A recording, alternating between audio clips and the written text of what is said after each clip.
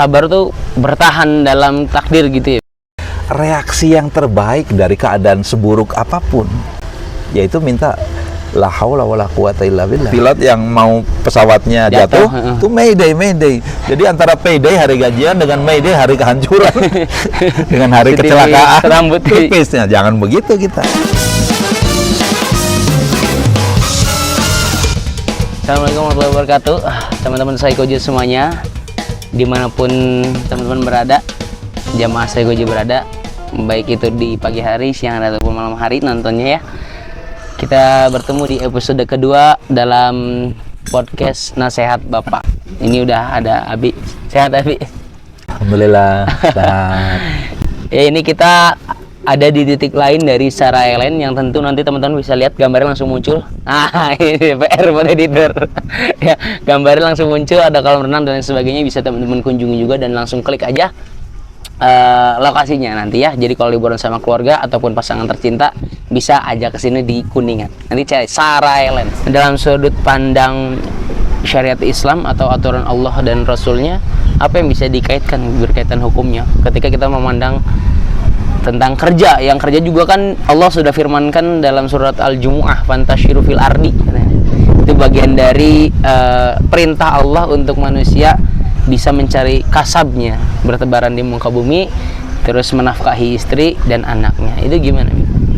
Untuk bisa mendapatkan suasana yang ideal dari kehidupan kita di dunia ini, yang pasti yang kita pikir itu harus kita tanamkan dalam hati, tidak ada satupun di dunia ini yang ideal terus continuity ya. Gitu ya? Oh, continuity enggak, mustahil. Yang ada ideal adalah ideal yang sifatnya kesementaraan.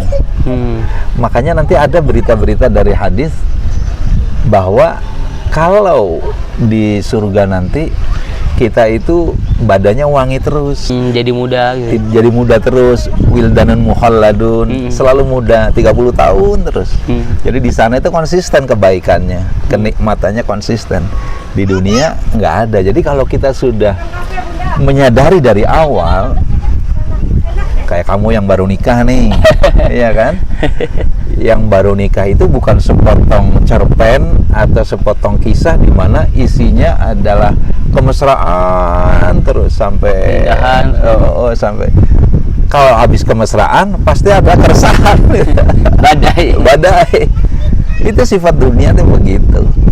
Nah, cuma memang pastikan kalau kita lagi mesra, lagi baik, lagi oke, lagi lapang, hati lagi senang, pastikan kita berada dalam ketakwaan, rasa syukur. Dan ketika kita dalam keadaan badai melanda, resah, gelisah dalam rumah tangga atau kehidupan lainnya, termasuk dalam pekerjaan, pastikan kita diposisikan dalam keadaan minta tolong kepada Allah dengan sholat kita dan sabar kita. Itu pastikan itu. Tapi boleh Isam potong dulu nggak? Kalau kalau anak-anak sekarang tuh kayaknya kalau ya udah sabar aja, ya udah syukur aja. Cuman implementasi konkretnya, aksi aslinya, aksi yang harus dimunculkannya secara nyatanya tuh sabar tuh gimana, syukur tuh gimana? Kadang ya kesabaran saya sudah habis. Dalam studi kasus yang tadi orang yang gajinya besar, gajinya oke lah, cocok di hati, tapi kerjaannya nggak cocok. Sekarang satu-satu sebetulnya jangan diamprokin, itu yang paling mudah. Kalau kita suatu saat gajinya bagus, sesuai dengan hati, pastikan kita gemar sedekah dengan gaji yang ada. Terutama bagi kamu atau anak-anak yang seusia kamu itu, ke orang tua. Orang tua itu betul-betul adalah partner pertama untuk kamu mendedikasikan sedekah kamu gitu. Orang tua, saudara. Hindari sikap hedonis, sikap hedon. Kalau sekarang namanya FOMO ya, fear of missing out. Jadi nggak mau ketinggalan sesuatu yang baru muncul. Dari kalimatnya aja sudah menempatkan rasa takut ya? Tidak pada tempatnya. Iya, kenapa tidak? Rasa takut kan fear itu ya. Rasa takut of missing out. Takut kehilangan apa yang dia inginkan, yang dia lihat dan dia dengar. Takut kehilangan momen kan. Yang sifatnya kebendaan tuh biasanya tuh banyak. Iya kan, tempat ada makanan yang lagi FOMO loh ya gitu. Bakso rusuk Joyce. Ada bakso rusuk, Seblak prasmanan. seblak ini prasmanan ya. Itu suaminya Bu Rasmanan. Oh, Rasmanan. Pak Rasmanan. Pak Rasmanan. Iya, Bu Rasmanan. Ya kayak gitu, Sam. Itu intinya gini, kalau Allah kan kasih tahu, Rasulullah SAW juga kasih tahu, kalau orang yang hubbud dunya, dia meletakkan kelezatan kehidupannya pada ukuran kelezatan dunia, dia tuh gelisah terus, FOMO mulu. Iya, ini takut hilang, ini kehilangan momen. Sementara gaji udah tinggal sedikit kan. Dalam hal situasi kerja tadi, situasi kerja itu banyak kepentingan antar temen ya.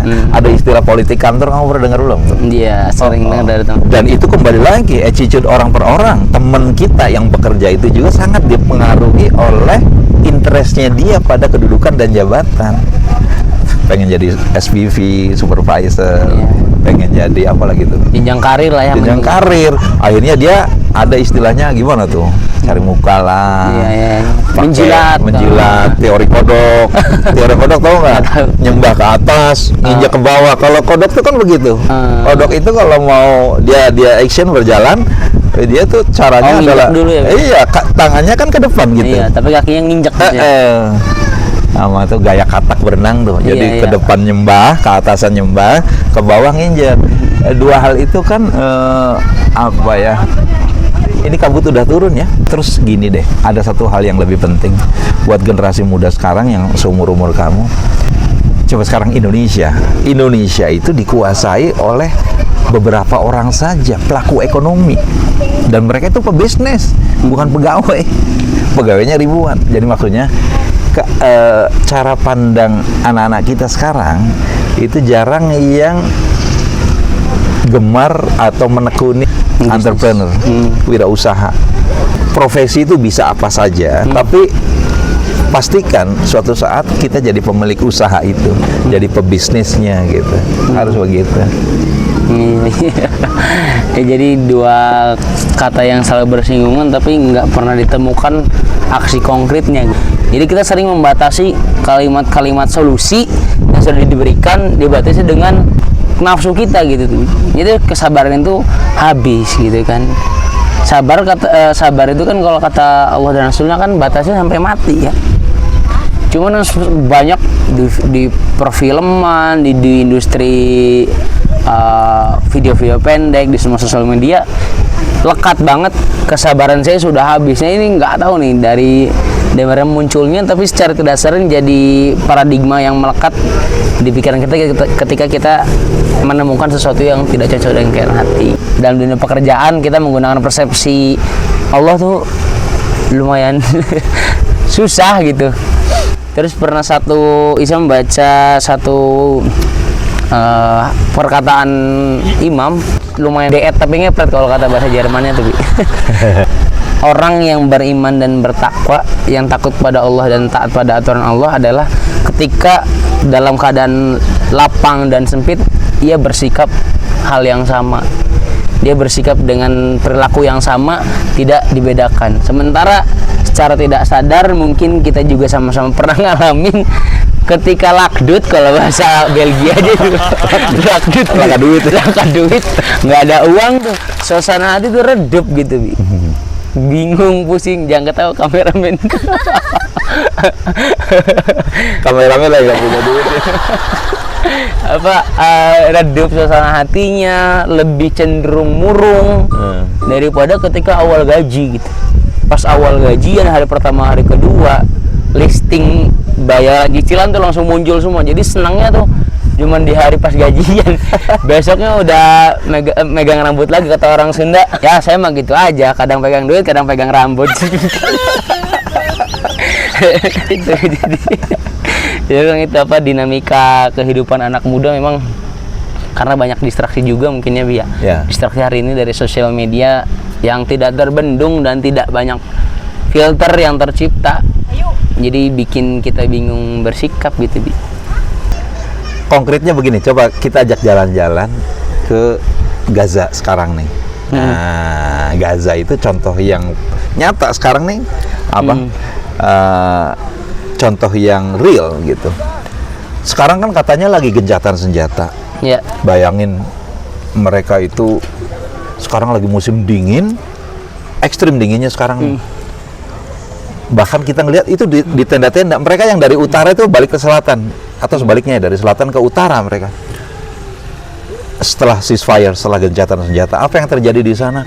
Mereka tuh cuma datangin puing-puing, terus bikin tenda di bawah 0 derajat, bayangin Sam. Ceasefire adalah dalam satu pemikiran, oh berarti keadaan lebih baik karena nggak dihujani bom lagi. Tapi dia lari dari petaka himpitan baru kepada petaka yang lain. Nah itu mereka tetap harus hidup kan, harus sabar. Dan hanya dengan bekal itulah mereka tetap bisa survive, bangsa itu, bangsa Jadi, Palestina itu. Sabar tuh bertahan dalam takdir gitu ya, Bi. Tadi sabar kalau dalam konteks ini yang paling dalam bahasa sehari-hari itu yang paling gampang, reaksi yang terbaik dari keadaan seburuk apapun. Dari keadaan yang buruk munculkan Aksi situasi pertahanan gitu yang terbaik. Yang terbaiknya mana yang bisa kita persembahkan? Yaitu minta la haula wala quwata illa billah kan. Konsep itu tidak ada kekuatan yang lebih dibanding kekuatan Allah. Dan kita minta kekuatannya kepada Allah semata. Ya kalau dia mengandalkan kemampuannya diri sendiri untuk menghadapi hantaman kehidupan ini, ya berat atau Sam? Berat. Tadi batas antara payday dengan mayday itu sama. Kalau mayday itu kan mayday SOS tuh orang minta tolong bahaya itu mayday itu bahaya. Kayak pilot yang mau pesawatnya jatuh itu mayday. Jadi antara payday hari gajian dengan mayday hari kehancuran. Dengan hari kecelakaan tipisnya. Jangan begitu kita.